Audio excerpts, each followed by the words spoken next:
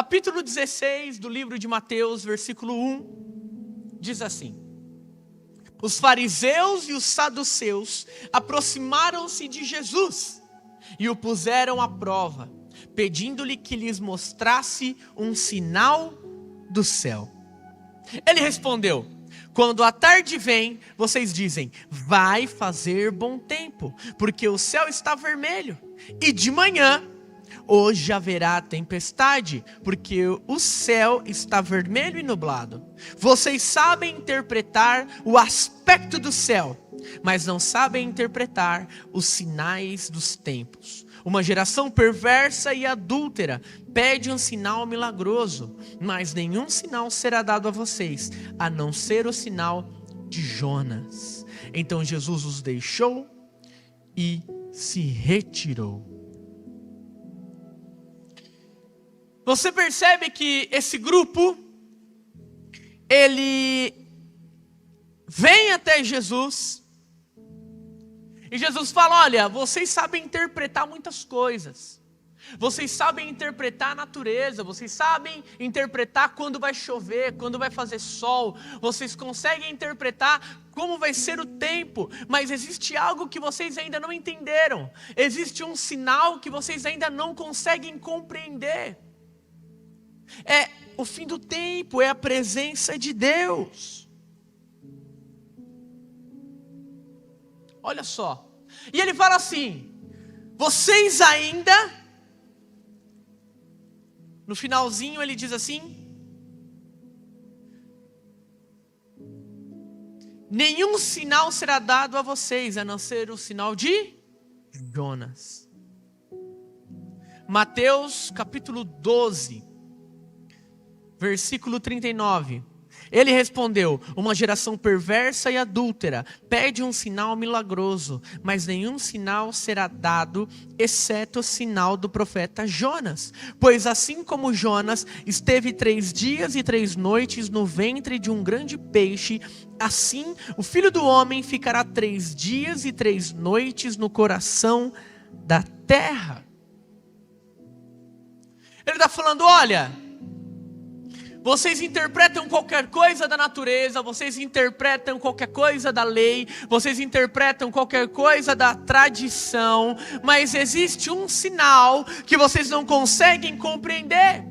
E a Bíblia diz que Jonas, ele foi levantado para levar uma palavra para Nínive. Depois você abre lá em Jonas e lê. Mas o que ele fez? Ele fugiu. Ele fugiu da direção que Deus tinha dado para ele. Ele fugiu da missão que Deus tinha dado para ele, de levar as boas novas para a cidade de Nínive. E quando ele foge, ele entra num barco, e vem uma tempestade, e ali os pescadores jogam ele no mar, e um grande peixe engole ele. E ele fica numa escuridão durante 3 dias e 3 noites. E aqui Jesus faz uma comparação. Ele fala: olha, Jonas ficou preso 3 dias e 3 noites. É como se ele tivesse morrido. E o Filho do Homem também vai ficar durante esse tempo morto, mas ressuscitará. Ele está falando ali com aquele grupo: olha, vocês não conseguem entender que eu já estou aqui, que eu sou o Salvador, que eu vou vencer a morte, que eu sou o Filho de Deus. E o que eu quero que você compreenda é que nós sabemos e aprendemos muitas coisas. Nós estudamos, aprendemos, interpretamos, lemos, mas muitas vezes nós não conseguimos compreender o que Deus quer falar. Muitas vezes nós não conseguimos compreender o que a Bíblia quer falar com a gente. Muitas vezes a gente não compreende os sinais que têm acontecido no mundo. E aqui eu não quero pôr um medo em você, eu não quero dizer que o Apocalipse vai chegar agora. Mas o mundo dá sinais sobre a volta de Jesus. O mundo dá sinais sobre o fim dos tempos. Porque a Bíblia diz que haveriam guerras, a Bíblia diz que pais e filhos teriam problema entre um e o outro, a Bíblia diz que o amor de muitos esfriaria. E se você olhar tudo que tem acontecido no mundo, são sinais. Sou eu que vou te dizer quando vai acontecer a volta de Jesus? Não, porque ninguém sabe. Mas o que você precisa entender são os sinais que são dados. No mesmo capítulo, no 16, versículo 6, diz assim: disse-lhes Jesus: estejam atentos e tenham cuidado com o fermento dos fariseus e dos saduceus. E eles discutiam entre si, dizendo: é porque não trouxemos pão. Percebendo a discussão, Jesus lhes perguntou: homens de pequena fé, por que vocês estão discutindo entre si sobre não terem pão? Ainda não compreendem? Não se lembram dos 5 pães para os 5.000 e de quantos cestos vocês recolheram? Nem dos 7 pães para os 4.000 e quantos cestos recolheram? Como é que vocês não entendem que não era de pão que eu estava lhes falando? Tomem cuidado com o fermento dos fariseus e dos saduceus. Então entenderam que não estava lhes dizendo que tomassem cuidado com o fermento de pão, mas com o ensino dos fariseus e dos saduceus. Olha aqui para mim, preste atenção.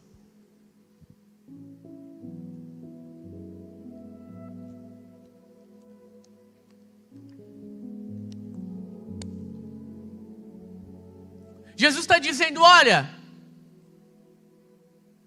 vocês estão olhando para uma direção que não é a direção certa. Vocês estão tentando interpretar algo de uma maneira totalmente errada. Eu estou falando com vocês sobre salvação, eu estou falando com vocês sobre o Evangelho, eu estou falando com vocês sobre os ensinos do Pai, mas vocês estão focados nas coisas, vocês precisam tomar cuidado com os ensinos dos fariseus e saduceus. E o que eu quero trazer para você é que talvez você esteja aqui hoje ouvindo essa palavra e vindo em muitos cultos, ouvindo uma pregação, mas você ainda não compreendeu o que Deus quer falar com você.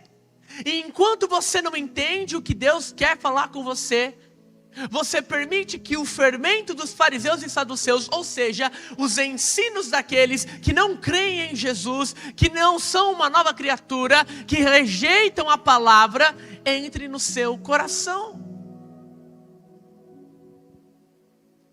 Você precisa entender que você faz parte de uma geração que não pode permitir de forma alguma que os ensinos do mundo entrem no seu coração, que os ensinos da religiosidade tome conta da sua mente.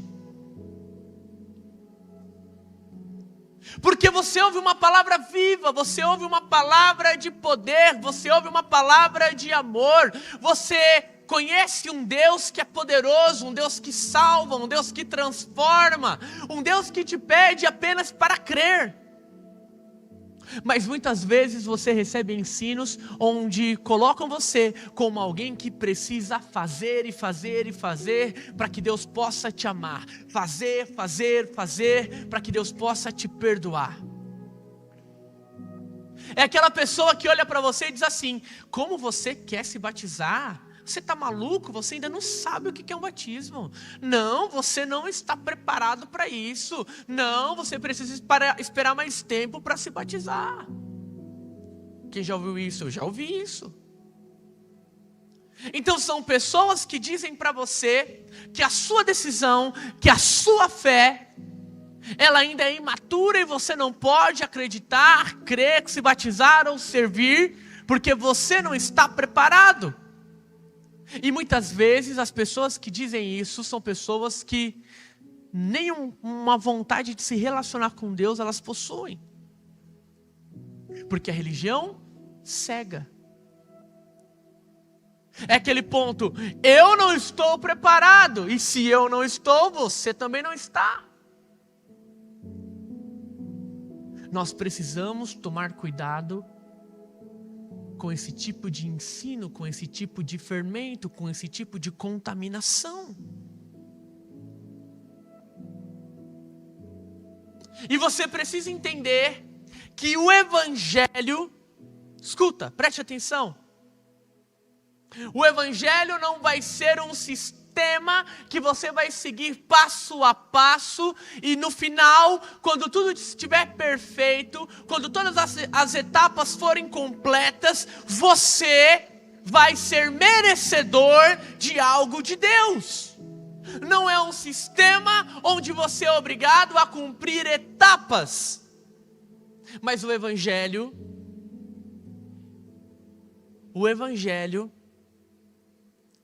é você conhecer o próprio Redentor. É você conhecer o próprio Salvador. Simplesmente porque você se arrependeu e agora crê na palavra de Deus. Às vezes o fermento que entra na sua vida é uma lista de tarefas que você precisa cumprir para estar diante do Senhor. Mas o Evangelho não é uma lista de tarefas. O Evangelho é te apresentar o próprio Deus e Ele vai transformar a sua vida. Glória a Deus, você está aí? Então o Evangelho ele não vai ser uma lista de tarefas, mas ele vai ser simplesmente creia, se arrependa e creia. Hoje nós vemos uma cultura e nós vivemos numa sociedade onde na internet o que oferecem para você e o que cobram de você é uma aceitação.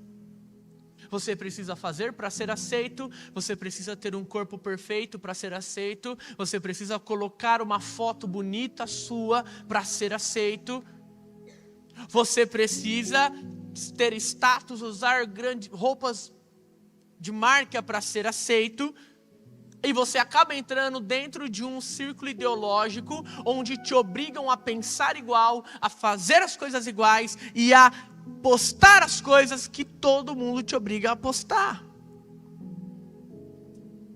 E só assim você é aprovado. Se eu tenho seguidores o suficiente, se eu tenho likes o suficiente, se deu muito views o vídeo que eu postei, aí sim você vai ser aprovado. Quem aqui já julgou? Vamos lá, seja sincero. Você viu lá sei lá, uma propaganda de alguma coisa, de alguma roupa, de qualquer coisa no Instagram, ou algum anúncio de algum vídeo do cara falando alguma coisa, uma pessoa falando alguma coisa, e você falou, nossa, que interessante. Aí você entrou no perfil e você viu lá, 3.000 seguidores. Aí você falou assim, ai meu Deus, isso é golpe. Aí ele é burro, 3.000 seguidores. Não é? Por quê? Porque nós criamos uma capacidade de julgar as pessoas e as qualidades que elas possuem pelo número de seguidores que ela tem, pelo número de inscritos que ela tem, pelo número de likes e views que os vídeos dela possuem. Por quê? É um sistema de aprovação, onde eu preciso fazer para ser aprovado de alguma maneira. Mas o Evangelho não é um sistema político, ideológico ou de tarefas que você precisa fazer para ser aprovado. Mas o Evangelho mostra que você já foi aprovado por Deus. O Evangelho mostra que você já foi amado por Deus. O Evangelho te mostra que Ele cumpriu o que deveria ser cumprido. Ele cumpriu a lei. Ele foi o sacrifício perfeito. Ele venceu a morte. Ele levou a enfermidade no madeiro. Ele quebrou as maldições. Somente Ele. E o que você precisa entender é que você não precisa de um sistema, mas você precisa do Evangelho. O que você precisa entender é que você não precisa de um influencer na sua vida, mas você precisa de Jesus. Você não precisa fazer para se sentir aprovado por alguém, mas você precisa crer e entender que Deus já te aprovou. Você está aí, você está vivo, você está morto, você está o quê? Glória a Deus, amém? E eu quero te falar 3 coisas. E eu quero que você anota no caderno, anota no celular, anota na sua testa, anota no braço. Rasga um pedaço da manga da blusa e escreve e guarda. Anota. Porque eu sei que você guardar na tua cabeça você vai esquecer. Você vai falar assim, não, eu vou guardar na minha cabeça. Guardei. Na hora que você levantar, já era. Já vai, nossa, não lembro nem porque eu levantei. Anote. Aí vai ter gente, mas eu estou de férias. Eu não uso caneta nem caderno nas férias.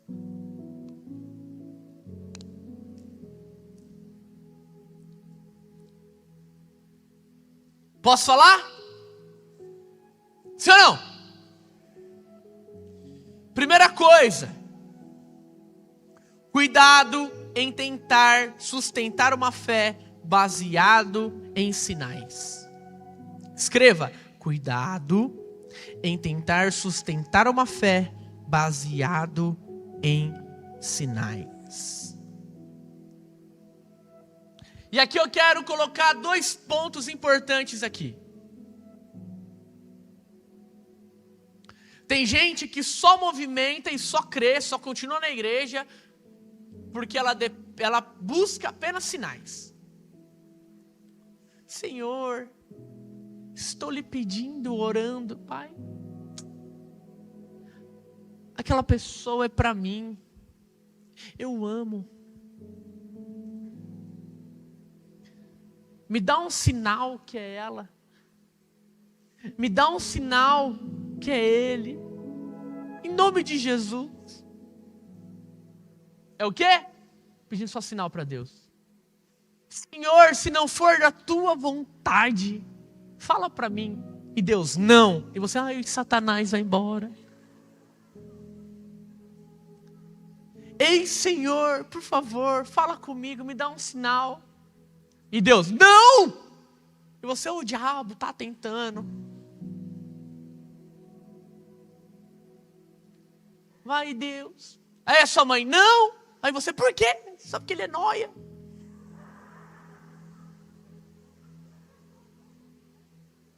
E aí é o quê? Eu quero sinais. Se Deus me der um sinal, eu continuo na igreja. Se Deus mandar um raio, é porque ele existe. Não é verdade? Sim ou não? Tem gente que é assim, Deus, se você derrubar essa garrafa, em nome de Jesus, eu creio, o Senhor existe. Nesse momento todo mundo olhou para a garrafa para ver se caía, né? E se cai, e aí? Aí eu queria ver, mano. Aí eu queria ver. Mas cuidado. A Bíblia diz que nós devemos orar crendo. Amém? Sim ou não? Crendo. Mas quando eu peço algo para Deus, eu acredito, eu peço porque eu sei quem Deus é. E eu creio que Ele é poderoso para cumprir. Agora, existem 2 tipos de pedido. Um pedido feito por fé e um pedido feito por incredulidade. Pedir por fé, preste atenção, isso é muito importante para você. Pedir com fé é você pedir algo a Deus crendo e sabendo quem Ele é. E porque você sabe quem Ele é, você tem uma expectativa e você tem uma convicção de que Ele vai dar para você aquilo que você tem pedido. Agora, quando eu peço por incredulidade, eu estou pedindo simplesmente para tentar provar se Deus existe ou não. E eu te explico isso. Quando eu peço com fé, eu estou dizendo, Senhor, eu creio quem Tu és e a Tua palavra diz que o Senhor é poderoso para curar. Então eu peço baseado na Tua palavra, cura. Isso é pedir com fé, porque eu acredito. Agora, um pedido na incredulidade é eu falar assim: ah, Deus, se você existe, então isso aqui, faz isso aqui então. Eu estou pedindo não porque eu sei quem Ele é, mas eu estou pedindo para tentar testar quem Ele é. E Deus não precisa se provar para ninguém. Se você crê ou não crê, Deus existe. Se você acha que Ele existe ou não, Ele continua sendo Deus. Se você é tonto ou não, Ele é Deus. Ai, mas Deus não existe. Tá bom, problema é seu, mas Ele continua existindo. Então existe um pedido feito por fé, sabendo quem Ele é, e existe um pedido feito por incredulidade, querendo testar se Ele existe ou não, duvidando de quem Ele é. Mas eu creio em nome de Jesus que você faz parte de uma geração que entende quem Deus realmente é, e é por isso que as suas orações são feitas com fé, porque você entende que você serve um Deus poderoso. Um Deus que sabe todas as coisas, um Deus que está em todos os lugares, um Deus que pode tudo. O segundo ponto que eu quero que você anote aí, vamos lá, anota. Enquanto eu tomo uma água, você vai aí. Se você não sabe escrever, pede ajuda aí para alguém.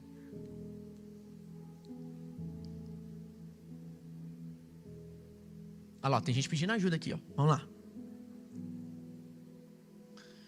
Segundo ponto, cuidado com os ensinos distorcidos e as distrações. Anota essa frase que eu vou falar para você e você vai escrever isso. Preste atenção, você vai escrever no seu celular aí ou no seu caderninho. E quando você chegar na sua casa, você vai pegar um post-it. Você vai escrever essa frase, você vai colar na sua porta, na sua cabeceira lá da cama, no seu escritório, na janela, na parede. Você vai colar. Ai, não tem um post-it. Pega um giz de cera, escreve na parede da sala. Ah, eu não tenho. Pega o batom da sua mãe, escreve na parede. Ah, ela não vai ficar brava, não. Ah, não tem. Pega um preguinho, vai lá na geladeira, vai ficar lá, gravado. Fica tranquilo. Fica em paz. O máximo que vai acontecer é você ficar um pouco choroso. Escreva aí. Ou o mundo nos molda, ou Deus nos molda. Ou o mundo vai moldar quem você é, construir a sua identidade, ou você vai permitir que Deus construa quem você é e a sua identidade. Você pode permitir que as pessoas falem quem você deve ser, ou você vai entender quem você realmente é em Deus. E enquanto você se esforça para ser quem as pessoas querem que você seja, quem o mundo e a cultura quer que você seja, existe uma identidade original dada por Deus, de filho e de filha, que te espera para que você entenda quem você realmente é. Viver uma vida sendo moldada pelo mundo é viver uma vida miserável, porque precisa de reconhecimento dos outros.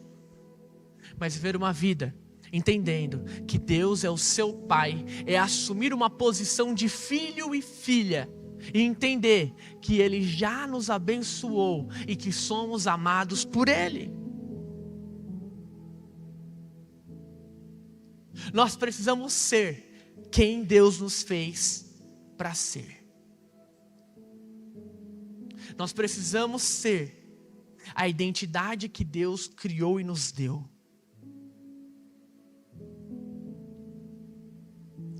E existe algo que eu quero compartilhar com você, é que muitas vezes a gente se decepciona de alguma forma. Se decepciona com pessoas. Alguém já se decepcionou com alguém aí? Deixa eu ver. Bota a mão aí. Eu imagino que você se decepcionou. Ah, eu vou ficar sem comer, grave de fome. Eu não como mais. Chega! Eu estou triste, não vou comer mais nada.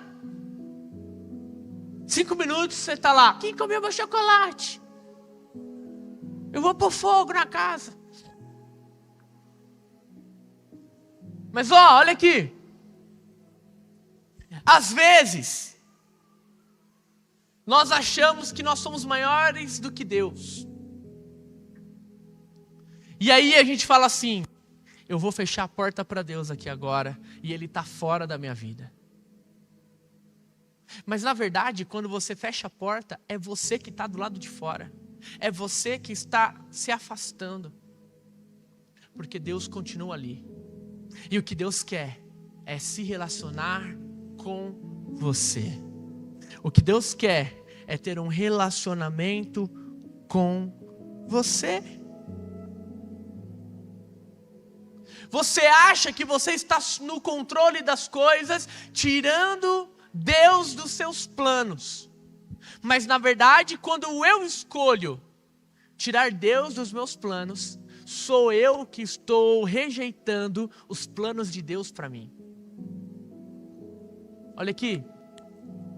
Se você acha que você é tão poderoso assim para tirar Deus dos teus planos, me desculpa, mas você é um miserável. E o que você está fazendo é se afastando dos planos de Deus para a sua vida. Os planos de Deus são maiores que os meus. Os planos de Deus, eu não consigo imaginar quão grande eles são para mim. E essa noite você precisa entender que Deus está cuidando de você. E o terceiro e último ponto, anota aí. Escreva, terceiro e último. Tem gente que nunca anotou tanto, nem na escola. Isso aqui são 3 linhas, hein? Meu Deus. Todo mundo tira foto hoje, né? Fala sério. Você chega na sala, com aquele caderninho michuruco, com aquele garrancho. A única coisa que você faz é assim, tira foto. Já terminei, já. Uma foto que você nunca mais vai ler. Você só vai ver quando tiver prova. E olhe lá. Terceiro ponto, anota. Anotou? Não, porque eu não falei, então presta atenção. Guarde o coração. Olha para essa pessoa incrível, fenomenal do seu lado, que fez uma chapinha e uma escova só para vir para o culto. Para fazer inveja para os outros. E dizer assim, nossa, como eu me cuido. Olha para essa pessoa aí, para esse cara, que começou a academia ontem e ele já acha que está bombado. Anda igual um pombo. Olha para essa menina, para essa pessoa incrível, que se maquiou para vir para o culto. Mas ela errou na maquiagem, está parecendo um patati.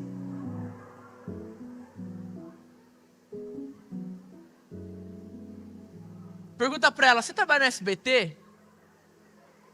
Enfim. Olha para essa pessoa incrível e diz assim, guarde o seu coração. Amém? Agora olha só, por que eu preciso guardar o meu coração? Por quê? Porque nós somos capazes de largar tudo, até uma vida com Deus, para viver somente pelos nossos interesses, pelos nossos desejos, pelas nossas vontades. E se você não guarda o seu coração, você vai permitir que mentiras entrem nele, que dúvidas tomem conta dele, que influências tomem conta do seu coração e que os seus desejos falem mais forte do que qualquer outra coisa. E se existe algo que essa geração precisa fazer, é guardar o coração em Deus e não permitir que as influências externas mudem aquilo que você sente por Ele. Deus sempre vai te apresentar um plano original. E nunca um plano B, nunca uma gambiarra, nunca uma outra opção. Mas Deus sempre vai te apresentar um plano original, que é Cristo Jesus. E da mesma forma que Deus te apresenta Jesus como um plano original, Ele mantém a porta aberta para que você volte também aos braços do Senhor. E essa noite, se existe algo que você precisa entender, é que você não pode se permitir se contaminar com aquilo que o mundo coloca na sua mesa. Mas que existe um Deus que te ama, que cuida de você e que está sempre perto. Não teste quem Ele é, não duvide do que Ele pode fazer, mas creia que Ele é poderoso, creia que Ele é o plano original, creia que Ele é o Salvador. Fica de pé, eu quero orar com você, o louvor pode subir aqui.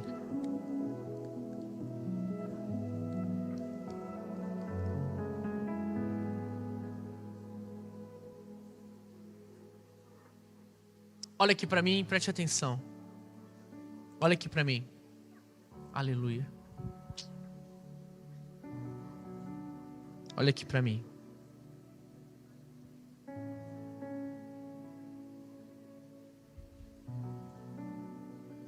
Preste atenção.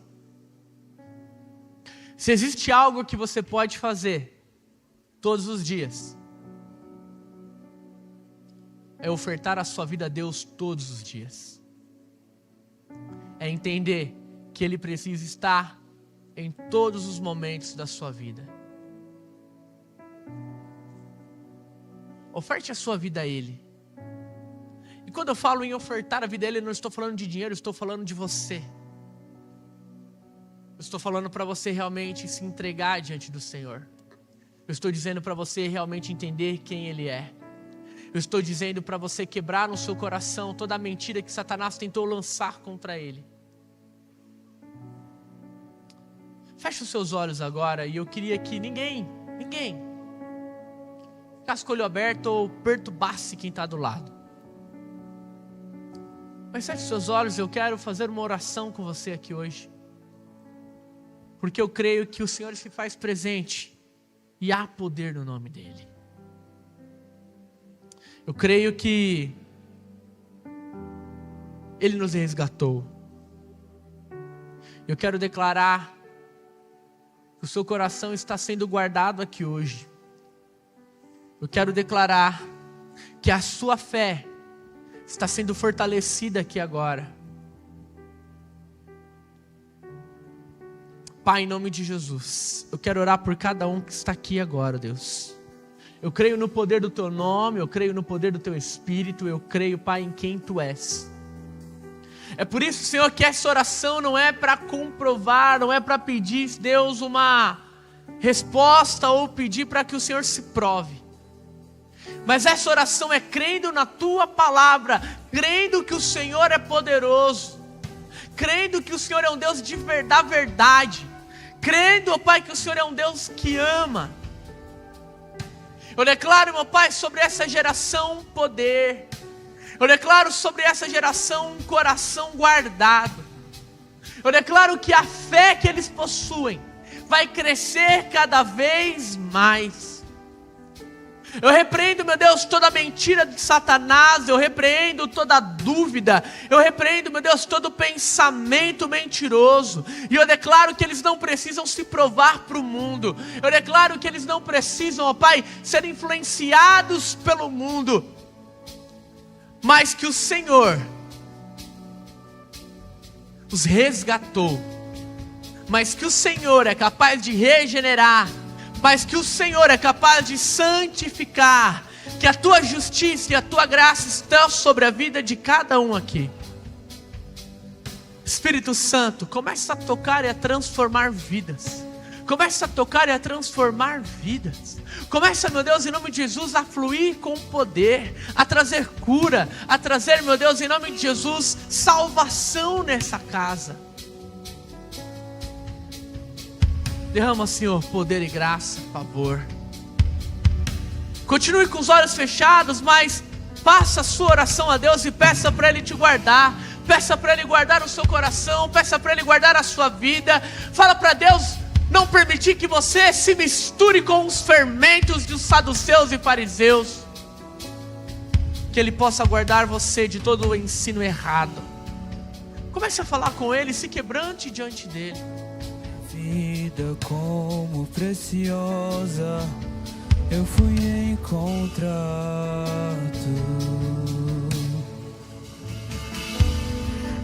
As escamas caíram ao chão, tua luz me encontrou,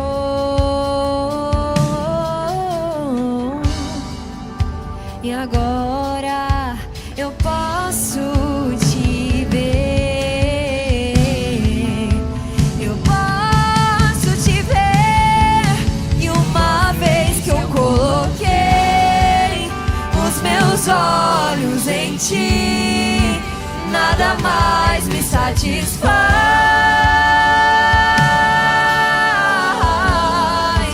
E uma vez que eu coloquei os meus olhos em ti, nada mais me satisfaz.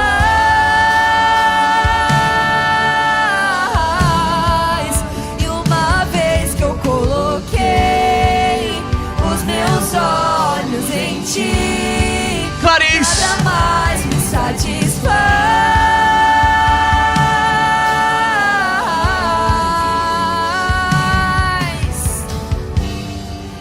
Eu não tenho mais a minha vida como preciosa, eu fui encontrado. dá a mão para quem está ao seu lado. Que antes era lucro já não tem valor, eu fui encontrado. Você que está assistindo essa ministração, esse culto, compartilhe com mais alguém. Envie essa mensagem para mais um adolescente, um jovem ou alguém da sua família. Eu creio em nome de Jesus que através dessa palavra eles serão alcançados, tocados e transformados. Escreva aqui o que Deus falou com você. Escreva aqui tudo aquilo que nós pregamos aqui, ministramos, para que possa ficar guardado no seu coração. E nós te esperamos no próximo culto em nome de Jesus.